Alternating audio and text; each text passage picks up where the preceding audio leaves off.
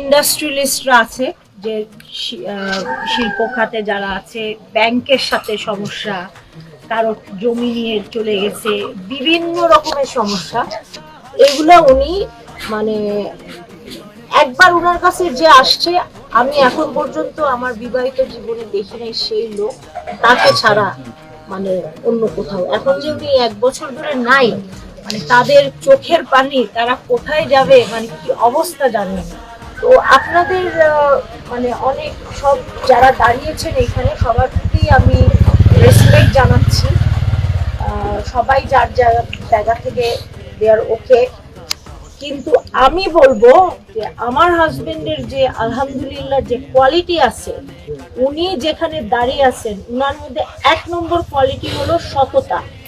এইটা আপনি ল্যান্টন দিয়ে খুঁজেও এখন পাবেন না। আমরা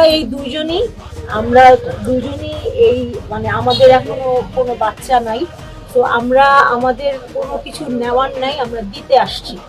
আমি আমার দেশের বাড়িতে করছি, উনি এখানে করছেন। আমি আপনাদের অ্যাডভাইস করবো, প্লিজ রাজাপুর কাঠালিয়াবাসী, আপনারা প্লিজ, আপনারা যদি নিজেরা সঠিক ব্যক্তিকে না দেন, সঠিক ব্যক্তি সবার মধ্যে দেখেন, শুধু ওই ধানের শীষ দেখে দিয়ে দিয়েন না।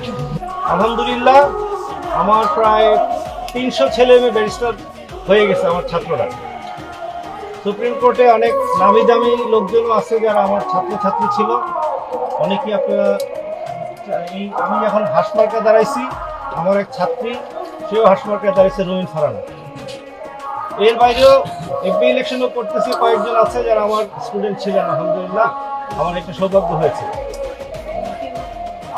রাজাপুর কাঠালিয়ায় আমরা খুবই একটা কঠিন সময়ের মধ্যে দিয়ে পার করতেছি। রাজাপুর কাঠালিয়ার নেতৃত্ব, আমরা একটা উজ্জ্বল নেতৃত্বের আন্ডারে একটা সময় ছিলাম। রাজাপুর কাঠালিয়া এখন আগামী দিনের নতুন নেতৃত্বের প্রয়োজন।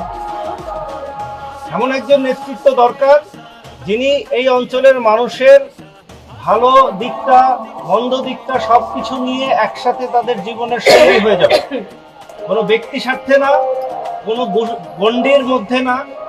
অনেকেই আমরা দেখি রাজাপুর কাঠালিয়ার যারা নেতৃত্বে আমরা চিন্তা করি, অনেকেই তার আশেপাশের বলয়ের বাইরে যেতে পারছে না। অনেকেই হয়তো একটা ভিন্ন প্রকৃতির একটা গণ্ডির মধ্যে আছে। রাজনীতিতে আমাদের আগামী দিনে একটা পরিবর্তন সবাই আশা করে, বিশেষ করে নতুন প্রজন্মের ছেলেপেলেরা। এরা আমাদের এই বস্তাপতা রাজনীতি পছন্দ করে না। দীর্ঘদিন আমরা একই রাজনীতি, হানাহানির রাজনীতি, নোংরামির রাজনীতি, একে অপরের প্রতি বিদ্বেষের রাজনীতি, দুর্নীতির রাজনীতি, এই রাজনীতি অবসান হওয়া দরকার। আগামী দিনের নতুন ছেলে মেয়েদের ভবিষ্যতের দিকে তাকিয়ে আমরা একটা ভালো কিছু শুরু করতে চাই। সঠিক নেতৃত্ব পাই, ইনশাআল্লাহ রাজাপুর কাঠালিয়ার চেহারা বদলে যাবে। রাজাপুর কাঠালিয়ার মানুষ অত্যন্ত পরিশ্রমী, সাহসী, এবং আমাদের এমন কোনো ঘর নাই, সবাই শিক্ষিত কিন্তু সুযোগের খুব বেশি সুযোগ নাই, আমাদের কর্মসংস্থান নাই। তাদের ভবিষ্যতে কর্মসংস্থানের ব্যবস্থা করতে হবে। তাহলে এখানে অনেক শিল্পায়ন দরকার, শিল্পাঞ্চল হওয়া দরকার, এখানে ইন্ডাস্ট্রি দরকার। যে ইন্ডাস্ট্রিগুলোতে একটা ফ্যাক্টরিতে 1000-2000 লোকের চাকরি হবে,